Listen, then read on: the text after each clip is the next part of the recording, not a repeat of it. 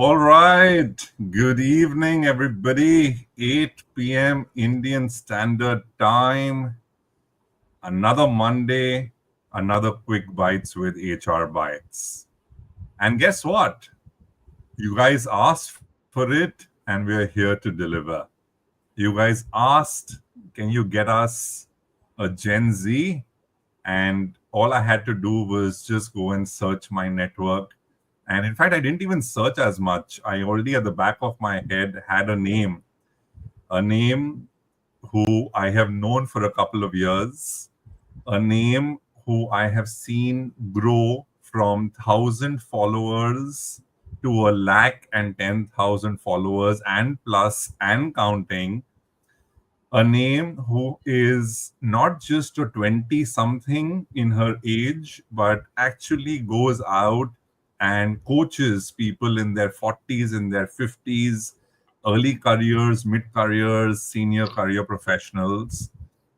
And I couldn't have thought of anyone better because the topic for today is a topic where we're going to be discussing about the whole world of content creation. And in the world of content creation, you have two kinds of people: one who love talking about it, and one who live it. And I said, what better than to have a very dear friend of mine, Dhairya Gangwani, to come up and talk to us about content creation. Is it a lifetime career or not?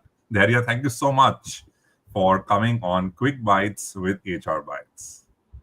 Hi, Sahil. Firstly, thank you so much for the lovely introduction.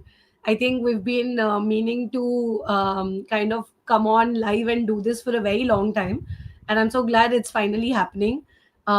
It's great to see you coming week on week and doing these incredible shows with amazing folks. And I'm glad that I could make it to one of your episodes.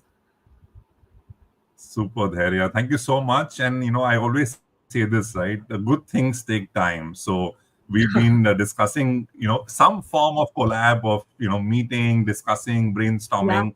But glad that you could make time for this and come on Quick Bites with HR Bites. So my as we pleasure. get Yeah.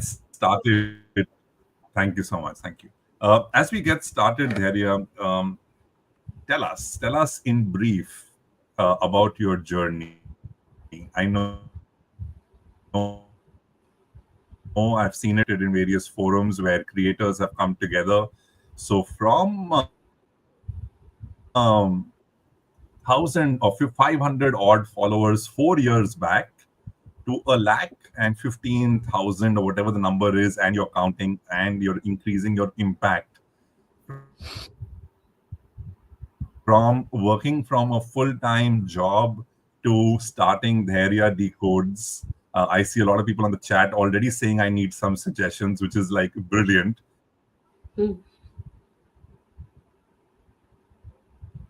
So today you are here to talk about it. As we get started, tell us a little bit about your journey.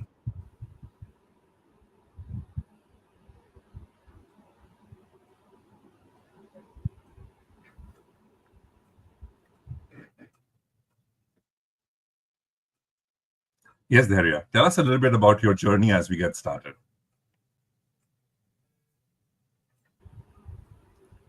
Sahil, am I audible? Yes, you are audible. Yes. Perfect. Yeah. Sorry, I just lost you for a brief bit, but I got the gist of the question. I think, Sure. yeah. To answer, I feel again, obviously, while these numbers are great and they quantify and at least help you navigate through from where you started and where you are, and it's always great to draw parallels. But I feel for me, more than the growth in the numbers, I think the last 4 years have been a lot of evolution for me, right from starting out on a platform like LinkedIn straight out of college, while I should have been leveraging it while I was in college, but I didn't have that kind of guidance or mentorship for someone to like, hey, come on and tell me that, you know what, Dhairya, you need to have a LinkedIn profile, to actually then using it every single breathing moment of my life since the past 4 years, right? I think what it's taught me is a to always have a realm of work or something that you do beyond whatever it is that you are pursuing or doing full time in general. It's not to take away the light from what you're doing and what you're good at, but I feel that there always has to be something substantial and something more to your personality, and that flavor or dimension can be very beautifully added in a working professional's life by a professional networking platform like LinkedIn. So I think for me, as a campus to corporate transitioning student at that point of time, LinkedIn made a lot of sense, because I was also just wanting to share whatever it is that I knew and I had learned of during my college days, and a little bit of what I was going to go through in my first job at a consulting firm. And I don't know, sharing that on YouTube or Instagram didn't come very naturally. It made more sense to share it on LinkedIn. And then when I dive deeper into understanding that I just enjoy mentoring students and working professionals or talking to them, I didn't even know it was mentoring. At that point of time when I started, it was just sharing what I knew with them. Um, then again, things aligned in a manner that LinkedIn was the best platform to do that, is what everybody told me, is what I saw. Everybody that I wanted to speak to, be around, happened to be on the platform by default. Hence I chose LinkedIn, or LinkedIn chose me, whatever way you want to put it. And I think I never concentrated on the numbers up until I hit like a 15,000 followers, at least consciously. I had no idea that the followers were like ramping up and there was a certain growth, or what was even enabling or fueling that growth. I didn't even know that. But what I did know is that after that 15,000 mark hit in, I did realize it meant something. And what I mean by it meant something was I had to take it a little more responsibly and seriously. That's when I started realizing that, okay, these followers mean something. They are following you for a certain subject matter expertise or a domain or niche that you speak of. You need to kind of also refine your knowledge on it every now and then, now go deeper into it, serve better content for them every single day. And yes, possibly this could be a great career option or something you can start pursuing or doing along with your job. That was just first thoughts. That's just how it started. I kept doubling down on it. And I think very, very organically, in no time, without realizing, over a period of time, it just kept growing. And I happened to start enjoying the entire process. So I think that's how the journey has been. And I think the one thing that played out really well was, once I started creating, I never stopped. So there was no part in my journey where I remember I took a pause, except for when I was hit by COVID twice. I only remember that 1 month in these 4 years that I would have taken a pause from content. That was also not my will, but by force. And I think that's played out, right? If you stick to something and keep doing it every single day, I think at some or the other point in time, whatever nature or form or level of success you may call it, it does come eventually. So that's how it all panned out.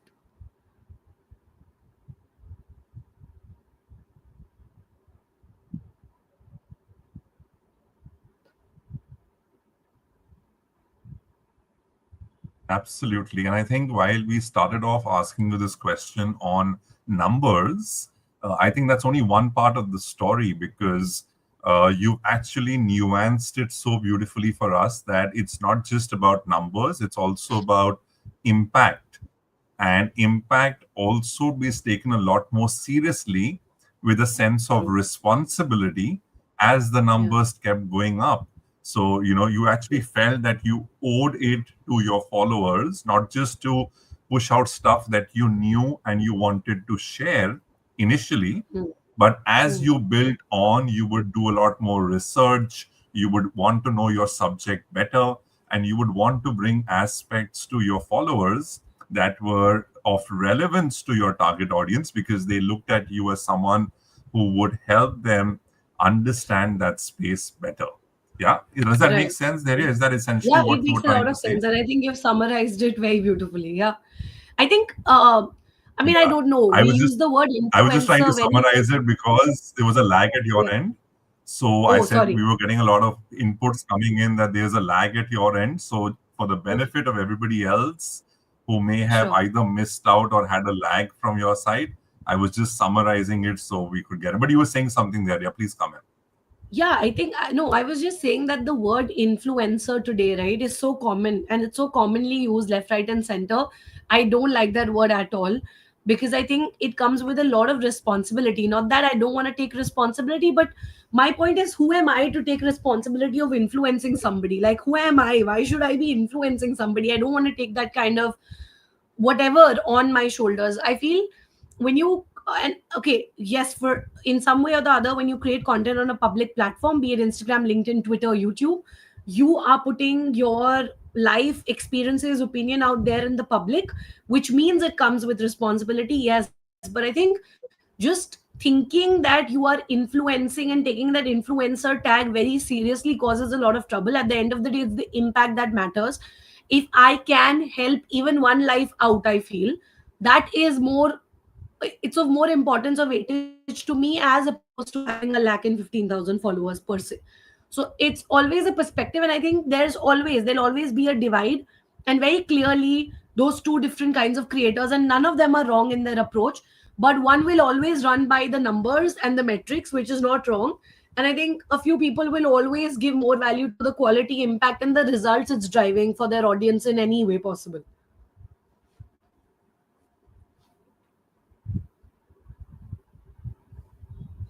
Right. I think, it just gets me to think that this whole space of content creation has seen so much of rise and fall in the last couple of years, right? We've actually seen, and we've also seen people who actually got forgotten in just a week's time. So how does this play out there? Yeah, if you can do a little bit of a deep dive into the finer nuances of how does this play out between the Could you just rise repeat and the the last fall of bit? content creators. Yeah, yeah, sure. So, uh, I mean, again, without instancing or taking examples of very recent incidents of what has happened with a lot of the big creators in the industry and the ones who've been in the game for a while, I think that taught me a lot of lessons as well, right? I think it's very easy. It is a job which comes with a lot of responsibility, and if you feel any other way, I think you're in the wrong job per se, or in the wrong profession. Anybody who thinks that Yeah. this is like a very I don't know, shiny glittery place to be, it's not just that, and everybody's seen what all it can come with when it comes to the downfall. To every coin has two sides. There are pros and cons to every profession. The cons are more serious than you can ever think of in our profession, I feel. From day one, that's why, like I said, I've always known that even though like a lot of people may think, oh, I just have 5,000 followers, 5,000 log kya hote hai, what is it, it's not even a big number. How does what I say even matter? No, it matters, because those 5,000 people probably follow you very diligently, take everything that you say uh, as very experienced advice, and they look up to you in some form or fashion. So I think influencing, content creation, creator economy, whatever role you're playing, you have to come with an open head, clear thought, and a lot of thinking through before putting out any perspective in the form of content, opinions, what you say on a podcast or in a show. It matters. You cannot just say what comes to your mind, honestly. That's one. Second, I think if you want to have a sustainable career as a content creator, sustainable, becoming a creator is easy today. Sustaining a career as a creator is what's challenging. Anybody can become a creator today. It's not a difficult job. uh, Sustenance can happen only when you have these three things. You have to have a niche defined and you have to stick to that niche. I think the game of playing for the masses is very difficult to crack today because the competition is immense. The ones who reigned on it and played on it and are appealing to the masses did it. You don't see any new names emerging who are able to capture masses. You have to play the niche game. You have to have a subject matter expertise or one particular area that you're known for and people follow you for it. I think that's the way to go and sustain as a career. Second, you can't just sustain on a particular platform or different platforms offering you brand deals. Basically, brand sponsorships cannot be the way to sustain as a creator. It's just not sustainable. No matter what size of a creator you are, you may be 1 million plus followers, you may be 1 lakh. You have to have something additional. Now, whether that's a business, it's a product line, it's a cohort, a course, um, you taking live sessions or trainings, you having a business, having your own agency, I don't know. But there has to be something extra that your personality can be extrapolated on beyond your digital distribution and channels, because otherwise it doesn't work. And I think the third thing, to just sustain and to be able to also take the falls in this industry, which are many, honestly, there are many lows. is to also focus, I feel, on the fact that it's a long term game. If you're in it for a short term, sprint, you're not going to be able to sustain. Content creation is at least a 10-year journey. I feel those spikes, the actual spikes that you'll see as a creator, wherein you'll actually feel like all of what I put into this for the previous years is making some sense, does not come in at least the first 5 years. The first 5 years, you have to just put your head down, stick to the craft, keep doing what you do every single day, and wait for something substantial maybe to happen.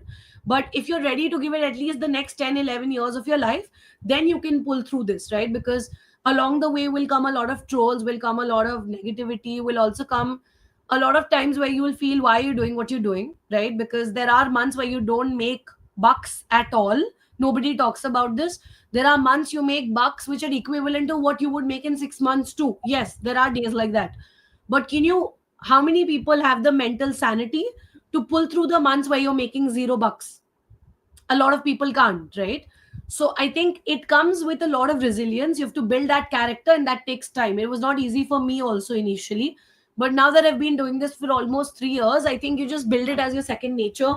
So if you can, I think, bank on these few things, then probably building a career as a creator may be fruitful and may seem like the right choice to make.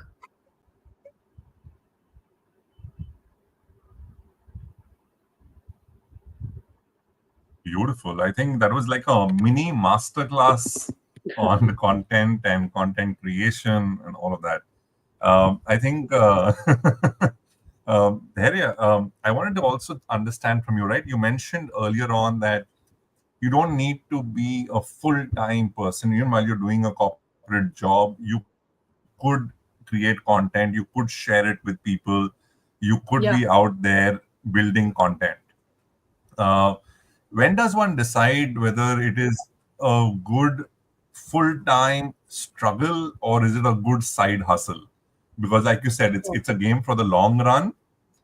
But in the Yeah. process of a 10-year game, the entry barriers to being a content creator are almost zero, right? You have a laptop, you have an internet connection, you have go ahead and create content. Yeah. True. The entry barriers are almost zero. When do you realize that yes, it's a good side hustle or is it a long-term struggle? Sure.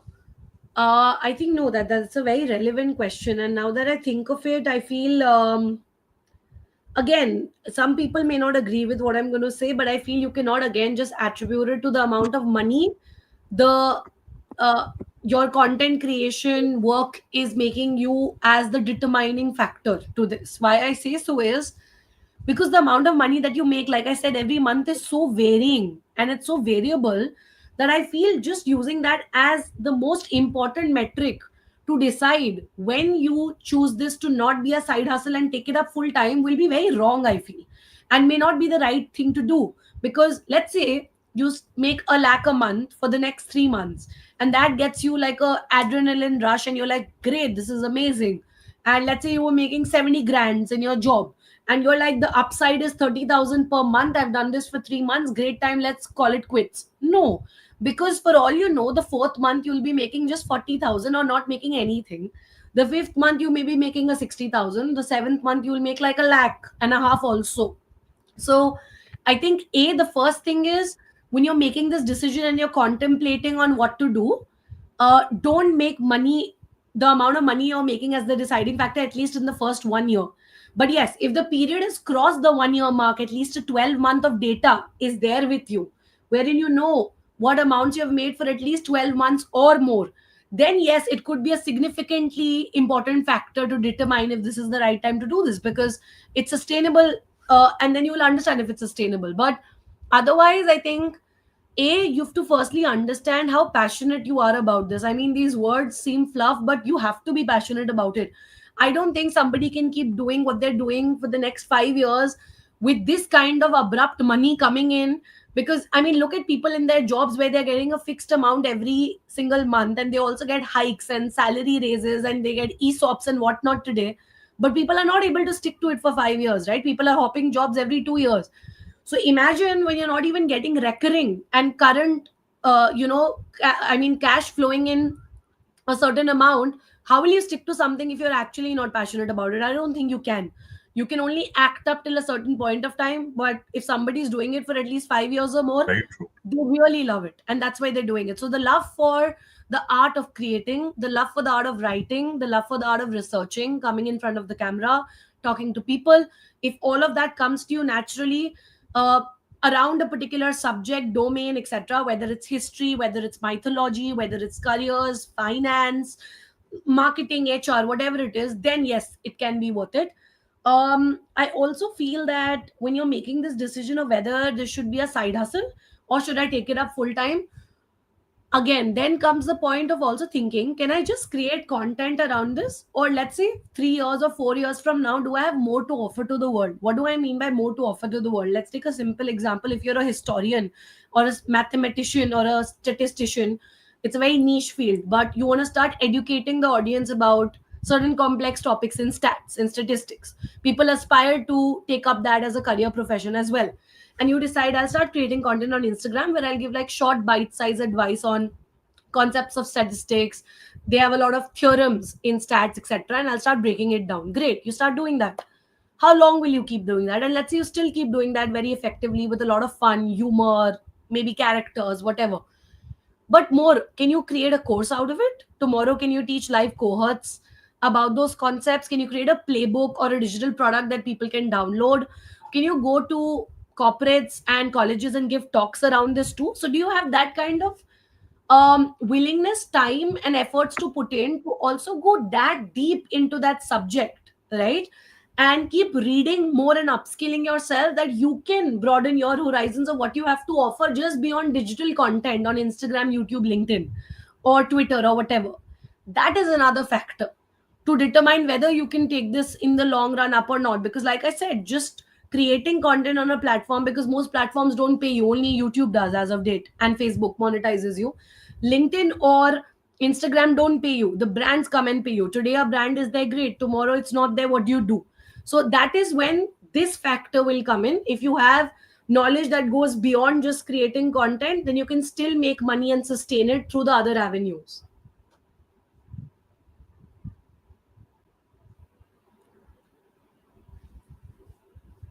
Super.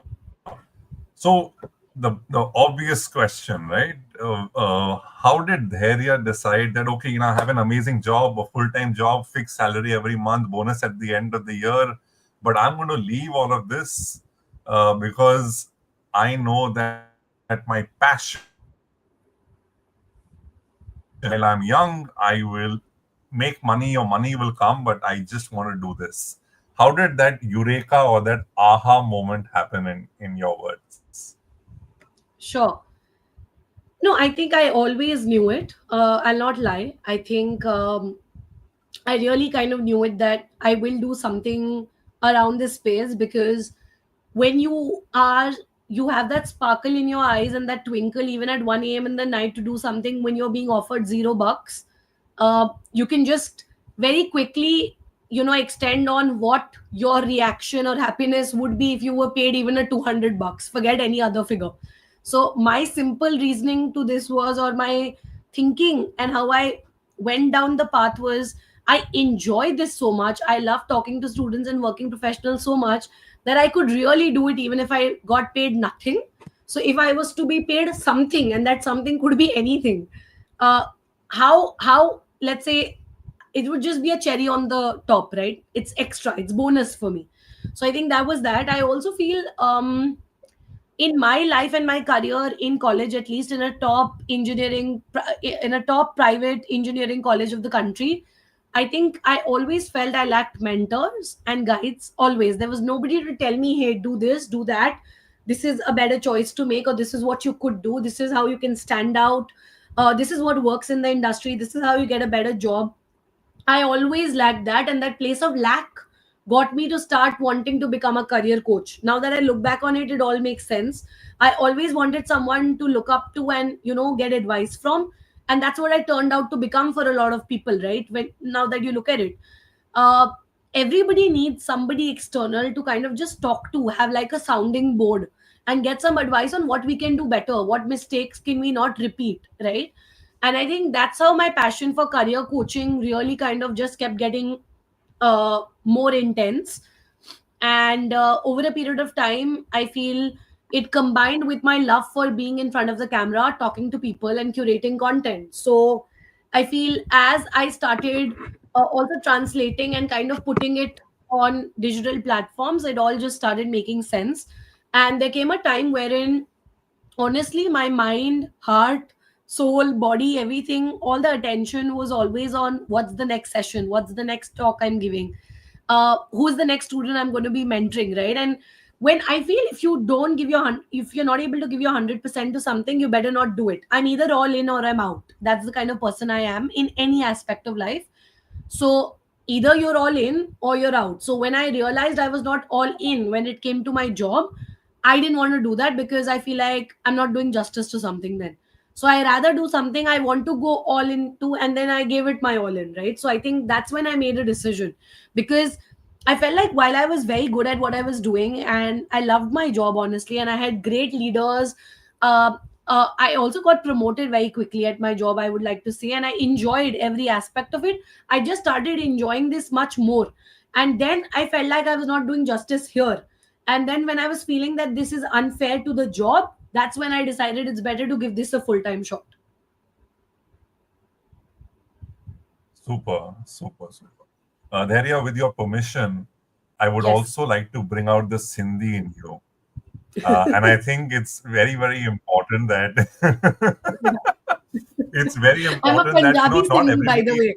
I'm not just a Sindhi, I'm I a know deadly combination. I'm a Punjabi Sindhi. that's a lethal combination. Yeah, Half yeah, Punjabi, half Sindhi, right? So you yeah, got the flamboyance of a Punjabi and you got the mind of a Sindhi. So let's try and bring out the flavor of both, right? And tell me, sure, not everybody is as lucky as Dharya, right? Some people may have got laid off. Some people sure. may not have a job. Some people may not have got promoted for many years. Some people may not have another person trying to offer them another job. And therefore, when they Yeah, look at content and saying, okay, listen, I have around 20, 25 years of experience. Let me just start sharing my experience with people. But at the yeah, same time, it's not just passion because they need to make ghar ka chula bhi jalna chahiye, right? So they need to ensure correct. that they're feeding their family. And Yeah, given that you said that now the so-called influencers can also monetize these platforms, tell us some of the tricks. How does one end up monetizing? So take us through the journey of monetization. Let's say I put out a video today. Do I start making money from tomorrow? You mentioned about YouTube. YouTube has a certain number of hours that need to be watched, a certain number yeah. of followers. LinkedIn, you have planned collaborations. Insta, you do collabs. So take us through some of these platforms and how does it work? Because you're equally active on Insta as well. So would love to hear Yeah, from you. sure. So I think again, different platforms come with different ways of monetization. But however, I feel one thing that's common to any platform, whether you take Facebook, you take Snapchat, you take Twitter, you take LinkedIn, you take Instagram, YouTube, is brand collaborations. That's the first way. And unfortunately, some most creators major income source, right? Because brands, when they come onto any platform, their agenda is to either increase brand awareness or to get sales or to collect leads. And influencers are a great authentic way of being able to run that down on a platform if done the right way, right? Now, whether it's a fashion brand, whether it's an edtech startup or a proper fintech brand, everybody is doing influencer marketing today. And they do it left, right, center across YouTube, LinkedIn, Instagram, at least primarily. Now, when these brands do these campaigns, they can be one off, but a lot of times quality content creators are able to also crack long term deals. What I mean by long term deals is substantially larger chunk of money and posts. Let's say it's one thing to just do one post for a brand and get paid an X amount in exchange. But can you convert that to working with them for the next 6 months to 12 months and probably giving them a package cost? and becoming like a brand champion or ambassador for them, right? Very few people are able to do that. Again, not every creator gets that opportunity, but if you have the right content, you have the right audience that suits and aligns with the product, service, or whatever it is that they're trying to advertise, brands will go for it. And creators are able to do that successfully. That just means more sustainable money coming in recurringly every month for you. It also means better ROI for the brand, because the same creator keeps talking about them, so it builds more authenticity, more credibility. And your audience also, as a creator, right, gets to understand your faith in a brand, because you're not just talking about it as a one off post, you're talking about it again and again, which goes on to say you actually have faith in the product or the brand or the service. So I feel more long term deals, if you can crack as a creator, that's honestly the best trick to be able to sustain as a creator, right? But it's very difficult, honestly, to crack that. The second way I feel is also to be able to create content for brands, not on your page but on their pages. So basically UGC content, user generated content, and if you can do it for a brand's Instagram, YouTube, or LinkedIn page, they definitely are not as actively looking out for it, but they do it with a lot of creators. So let's say an academy has multiple YouTube channels. They would love to kind of have different faces or different people coming in and curating content for their YouTube pages, right? So if you can curate content and make IPs for brands, intellectual properties, whether they are podcasts from scratch or handling or taking account of their entire YouTube page or IG page, that's a great way to monetize as a creator. And but ultimately I feel have your own ownership, your own newsletter, your own email list, your own cohorts, or a digital product or course is what the ultimate aim should be, to be owning your audience and community. And that's the best way to monetize. I think 2025 for me as a creator also is the year to focus on building more ownership, honestly, and less dependence on platforms. So I'm also consciously going to be working on creating stuff that's owned by me and I have control over it, right? Because I feel ultimately as a creator, that's the best way to monetize, wherein you're not dependent on any external influence or control. And yeah, I mean, apart from that, affiliate marketing and affiliate incomes are a great way that a lot of creators make money off also, but it also depends on your niche, obviously. But yeah, if you can crack partnerships wherein a certain chunk of money is sent to you on every lead or sale made, that's also a great way. A lot of brands like to collaborate with creators, but that's a personal choice. A lot of creators are not open to it, but I see a lot of them doing that and making good money. And yeah, apart from that, YouTube obviously gives you money through AdSense, and the only platform that monetizes is YouTube, apart from brand collaboration. So I think once you complete 10,000 watch hours, at least, if I'm not wrong, I hope I'm getting the number right, um, and at least 1,000 subscribers, you should have 1,000 It's 4,000, subscribers I and at guess. least how 4,000 much? watch hours and 1,000 2,000, not subscribers. 10,000. 1,000 subscribers, 1,000 subscribers, and 4,000 watch hours. 4,000, yeah, sorry, I said 10,000. I said a little more. My bad. Yeah, correct. 4,000 watch hours is just 4,000 You said and 10,000 is 1,000 subscribers. Correct, 4,000. correct. Yeah, there's also another number for the number of views you I get love the just way on you your say podcast. just 4,000. That's because I said I love the 10,000. way you just say That's what I just said. 4,000 watch hours. Like it's like Dhairya has put a content out and there are 500 people saying Dhairya, we are waiting just to watch your content. हम No, no, 4,000 घंटे तो आपका overnight कर देंगे. You will make money, don't worry. नहीं ऐसे नहीं है. It takes time. So my channel also got monetized just about a month ago. It took me 6 months. So it takes time. Got it. Okay. I think what's very important there is, can you give us a 101 playbook? Like, let's say I'm starting off, right? Uh, how do I get people to even watch? Like, give us some of the tricks. How is it that some people do a post and within 1 hour they get 5,000 likes, 2,000 likes? So, what is the secret that none of us know that some of these so-called influencers do behind the scenes? Tell us behind the scenes story. So I असली think बात बताओ, Sahil, असली बात. असली बात ही बताती हूँ मैं तो. I am known for telling the असली बात. I have no filter. So I think I'll you can stay rest assured you will get to know what the Because you're all actual meat in. is. Because you're all in. I'm all in. So go Yeah, I'm for all it. in. Yes. I think while honestly a few creators genuinely have amazing engagement, and some people actually get like a 2000, 3000 likes on every post, and it's not engineered, it's all organic. That does happen also. Firstly, I want to address that a lot of people do have great massive engagement, and you cannot put everybody under the tag of using some tactics and tricks. However, majority of them definitely who get this superb unarticulated and unaccounted for engagement on every single post don't actually get it through organic means, right?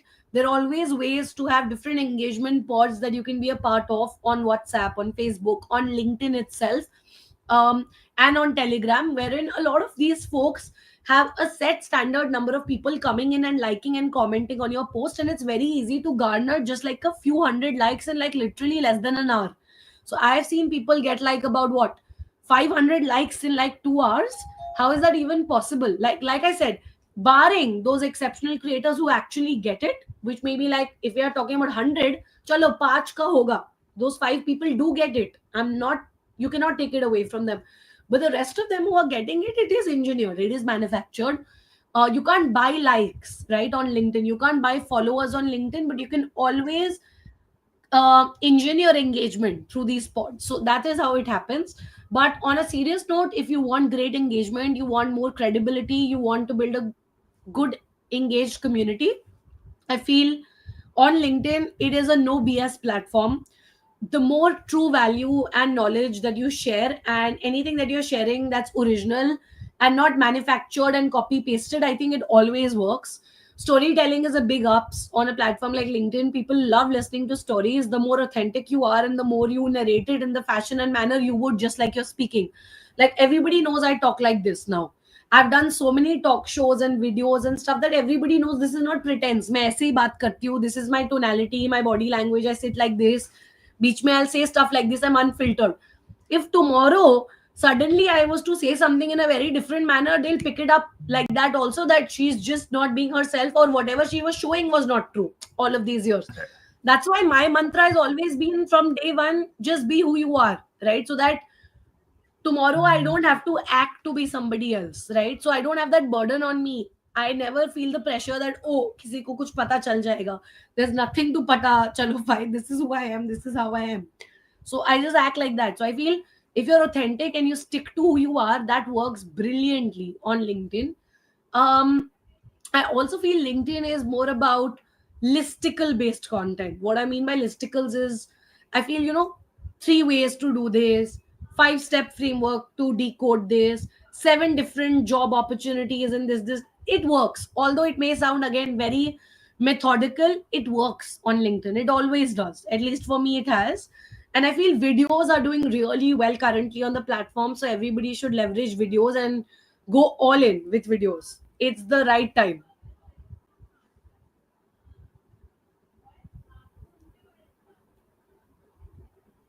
Absolutely.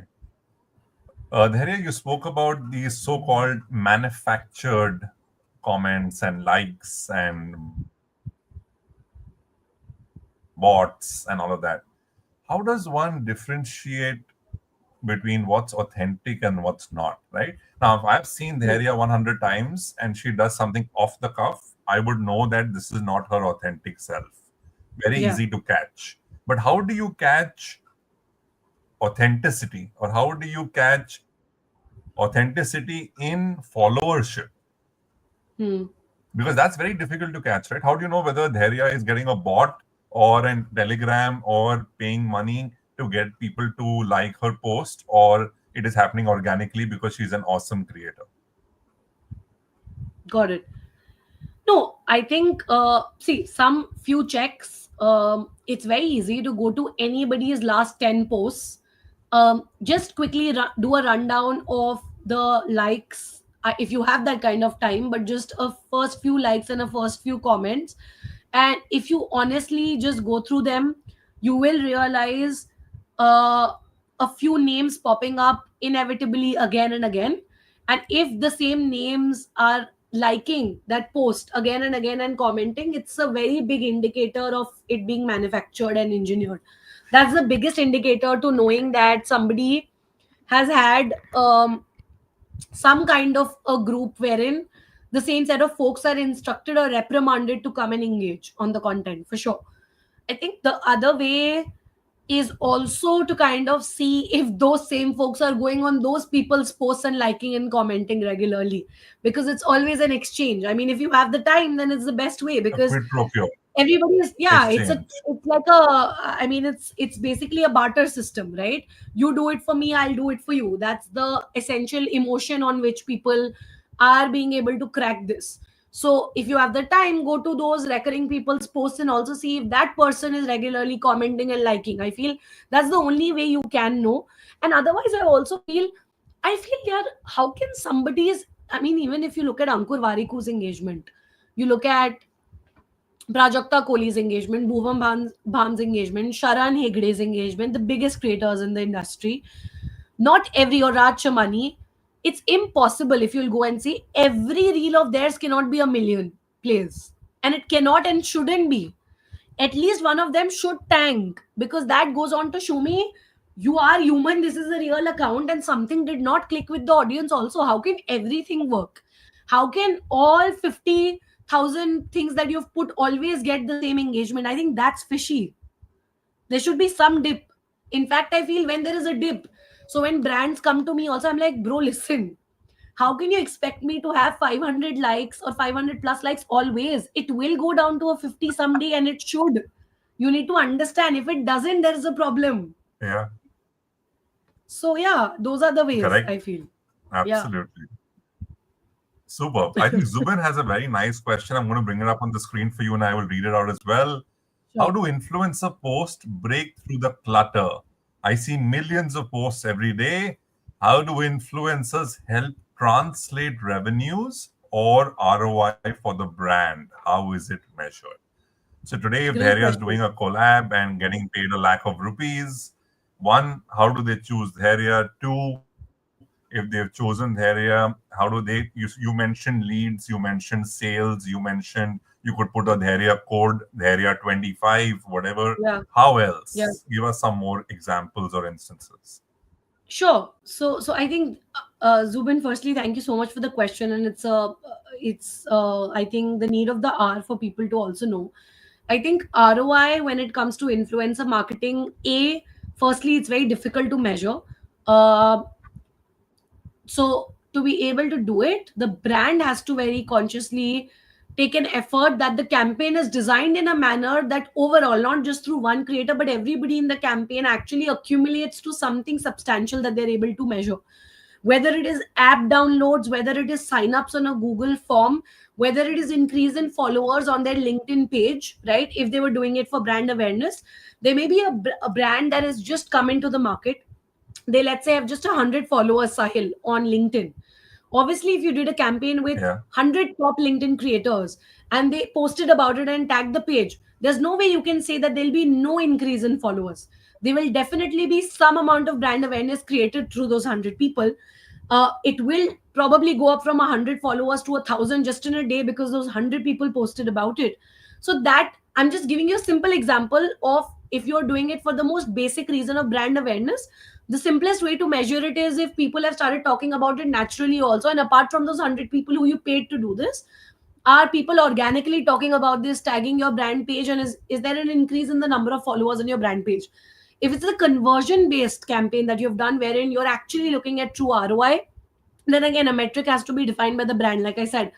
Whether it is proper conversions, whether it's link clicks, a lot of brands also track the number of clicks. A lot of people track after clicking how many have actually gone on and filled a form.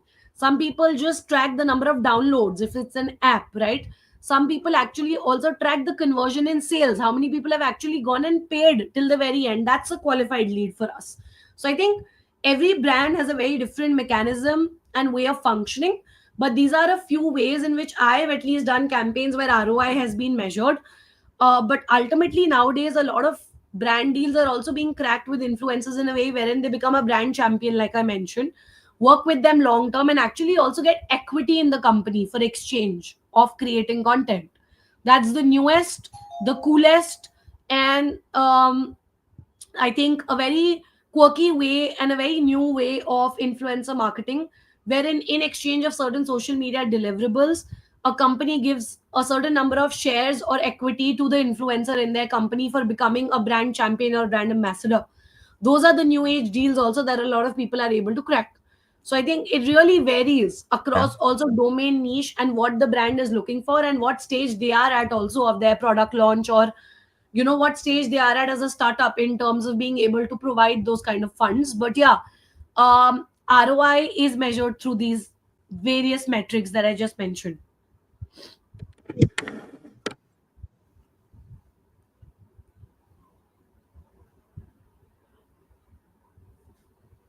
True, true. No, absolutely. I think, we touched upon this briefly to say that the entry barriers to content creation or being a creator are so limited. And Yeah, you also spoke about how LinkedIn thrives on three ways to do this, three ways, or seven success mantras, or three models, or whatever. Now, yeah, all of that is so easily available on ChatGPT. My yeah, question is it just about copy paste? And today so many people are making amazing channels out of faceless videos, three yeah, AI apps, get the content from one place, put it into another app, it gets you the video, put it onto Insta, you get your followers, right? yeah. So where is the whole aspect of skill versus dependence on AI? That's a very, very good question and a thoughtful one. And I think every time that I think of this and anybody asks me that, while honestly content, text, information is so easily accessible, available, and can be generated, produced, and manufactured in seconds now, right? And probably in a much better articulated form than people like you or me could, honestly. How is it that I'll still stand out? How is it that I'll still sustain a career as a creator? What is the unique element that I can bring to it? I think it'll all always boil down to your human aspect and stories. Because see, the three tips to still build a resume will always be available online. Dharya Gangwani is not creating them. I'm not the creator. History has it, hundreds of people have said it. There are multiple medium articles to magazines to newspapers and white papers talking about it, and even experts talking about it, I think.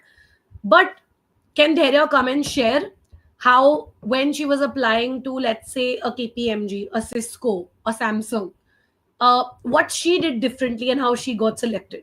Or when she wanted to move from A company to B, what element got her to the selection? Or when she helped a mentee of hers to move from a investment banking role to a data science role, what tweaks did that person specifically make, let's say, in his experience and his skills and certification section that got him recruited?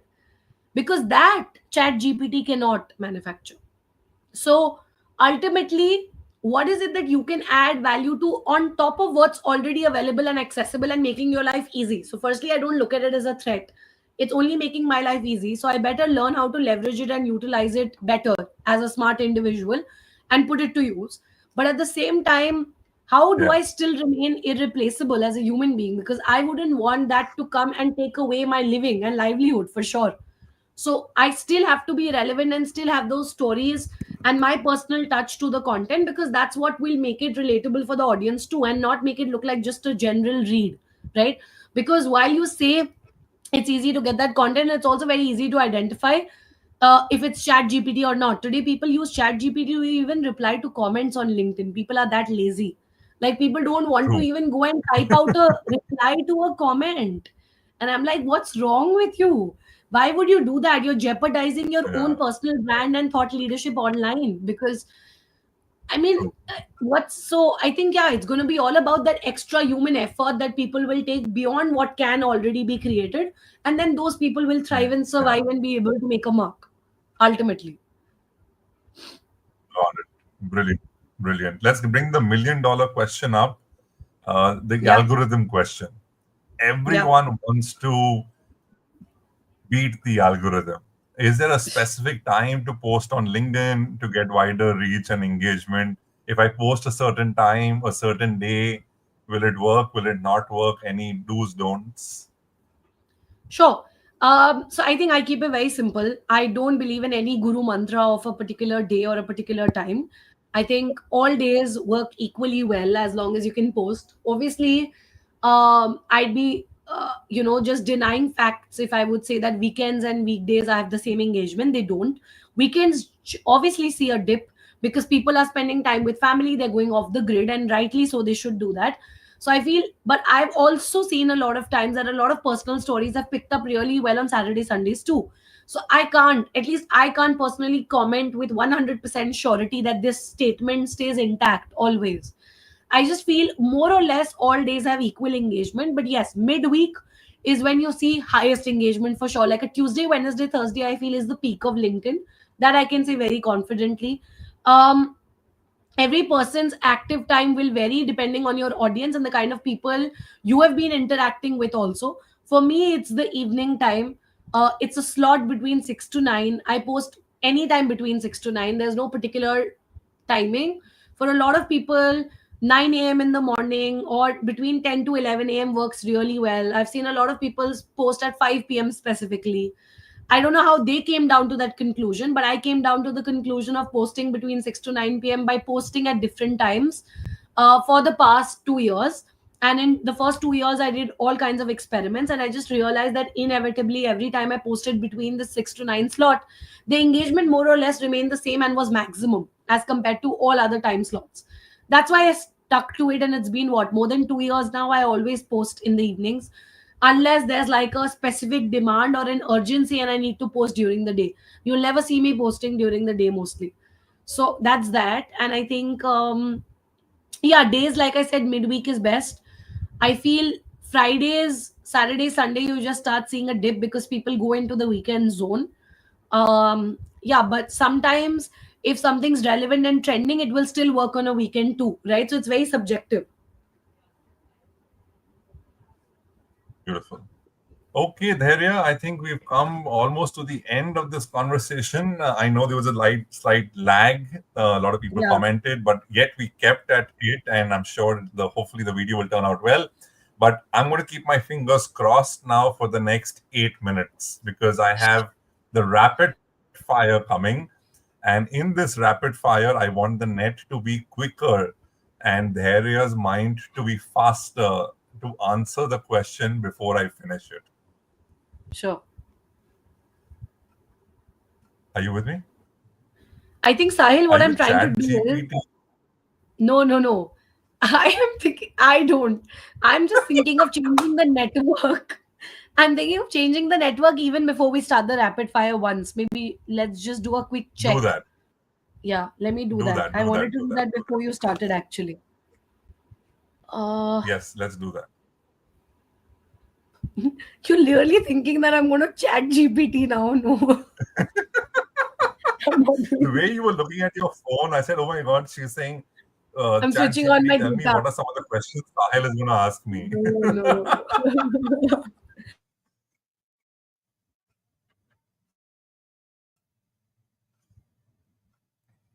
Have you switched networks?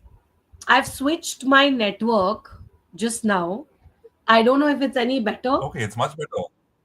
Yeah. This is much better, at Okay. least for me. All those who are listening in live, if you can tell us, don't you say ChatGPT is versatile and junctures everything? Okay, brilliant. Fatima, thank you for that. Daria, you can hear me without a lag, right? Yes, Okay, are I you can. ready Yes, I am. for the best rapid fire of your life? Yes, please. Okay, so brace yourself. What's tougher, convincing your parents that content creation is a career or convincing brands to pay you the money you want? The latter, convincing brands to pay you the money you deserve. Hands down. Hands down. Like, I don't even have to blink an eye. I could be sleeping and Brilliant. answering Important this time. tomorrow. Sorry? I could be asleep and still be answering this like that. It's always the brands who are difficult to Sorry, Dhari, you were convince. saying something. Yeah, yeah, I was just saying it's like a no brainer. It has to be the Okay. brands. It has to be brands. Okay, let's get to the second one. If you had to choose viral today, forgotten tomorrow, or slow growth, steady fame, what would you choose? I know the answer, but still give it to me. Slow growth, steady fame. Always. I'm ready No to wait it prizes out. for guessing. Yeah. Ready to wait it out 10 years, first 5 years, put your head down, work hard, and Yeah. automatically spikes will happen. You have to have resilience. We know everything. Heria shared all of it during the masterclass. This Yeah. one's going to make you think. What's the worst brand collaboration request you have ever received? We don't name the name of the brand is not important, Yeah. but which is the worst brand collaboration request you've ever received? So you want like what the brand does, or what information What do do you they want me ask to you to reveal? do? Whatever you want to reveal, whatever you're comfortable. I think the worst brand collaboration request that I received was for it was a food item, by the way. Uh, right? And what they wanted me to do was firstly, A, order that item on Amazon or Blinkit or whatever myself with my own money, no problem.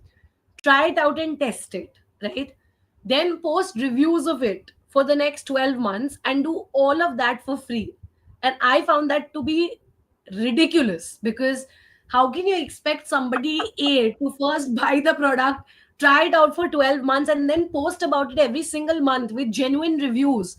And then they said that if your reviews give us some customer base and they get some traction, then we'd be willing to pay you post 12 months. So I think I found that bizarre, very bizarre. And what were they thinking on earth, and why would anybody do it? I don't know. Brilliant. They didn't even want to pay for ordering it. For the product. Why would Yeah. anyone do it? So Why would anyone? so my point is, you're not even ready to pay those 400 bucks for your own product to me. That also has to be bought by me, and then branding also has to be done by me. Wow, wonderful. Okay, given that you've been experimenting a lot with podcasting in the last couple of months, is podcasting in India a future unicorn industry, or is it just a fancy way to talk to yourself? I don't know if it's going to be a unicorn industry, but it's not going to be a fancy way to talk to yourself either. I don't know if it can become a potential unicorn industry, but I do see a lot of um traction that it will gain. Not every podcast. So see, I'm not talking about any random person sitting down on a chair and interviewing anybody. That's not going to work. The conversations have to have depth. Your conversations have to be with the right people, and there has to be something that breaks the pattern in your podcast. Regular podcasting won't work anymore. There has to be something Yeah. different, either in your hosting skills, either in the format, either in the niche. Because like I said, the masses game cannot be played now. People have done that. They succeeded, a few names got fame, but not everyone will.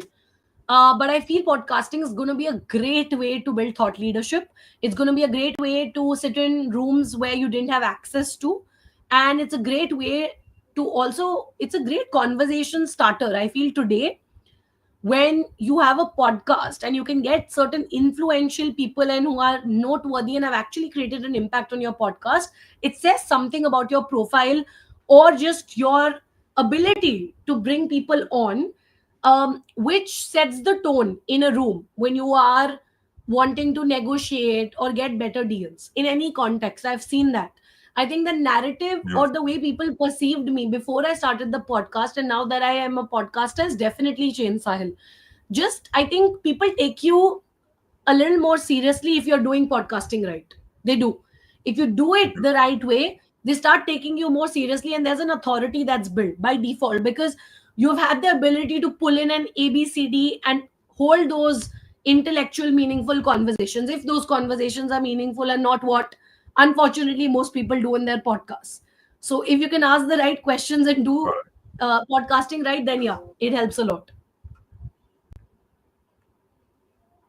Got it. Okay, now this is has to you're always all in there, yeah. So since you're all in, honest answer. Have you ever bought followers or thought of buying followers in this entire journey? Never, never, never, Never have I even thought of it for like a blinking second. And never have I done it. And never do I intend on doing it. I'd rather shut down this entire business and start something different altogether rather than buying followers. Honestly, the day it comes to that, I think, level wherein I have to, I'd rather leave it, honestly. Beautiful. The last controversial question, because I know and I have been told you handle controversy very well. So we're going to see how well does Dhairya Gangwani handle controversy. Uh, Yeah. I have a major problem with people putting pictures and revealing pictures to increase followers, but we'll keep that aside. Yeah. The question is, would you rather be a LinkedIn influencer or an Instagram model? LinkedIn influencer. Any day. Any day. I hate Beautiful. Instagram. I've said it on every platform forum that I've gone to. I don't understand the platform. I don't enjoy it as much. I feel my true personality is always suppressed on that platform as much as I think I'm my true authentic self. And while I try to be that, I think because I am that and because the audience expectation is so different on Instagram, that's why people just cannot take it because I'm like a no BS gyan dene wali insan and that doesn't work on Instagram. So I think I cannot be an Instagram model even if I want to be one because मेरे से हो ही नहीं पाएगा. So I think I'm good with being a LinkedIn influencer only.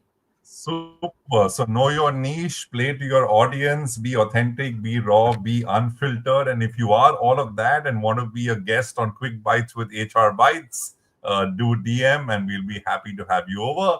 But Dhairya, thank you so much.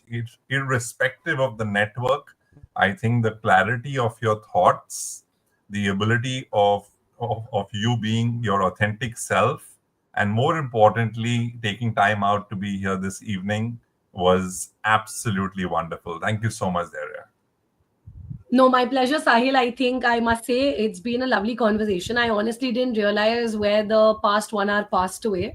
I think I love the rapid fire. I am also very thankful for everybody in the audience who were constantly engaging, dropping in some insightful questions. And I think everything that you asked also kind of fit in very well. It went in a certain flow, even though I did not realize, right from my journey to what I'm doing now to everything that we were able to cover. So I'm glad that we finally did this. And thank you so much for having me on your show once again, Sahil. And sorry Super. about the bad Thank you so much, network and the everyone. And we'll be lag. right back. No, that's absolutely okay. We'll do something to make up for it. But Sure. thank you so much, and We're we'll going be to have right back Sahil on the next Monday, Therapy Coach 8 p.m. podcast very soon. Sorry, I said we're going to have Sahil on the Therapy couldn't hear Coach you. podcast very soon.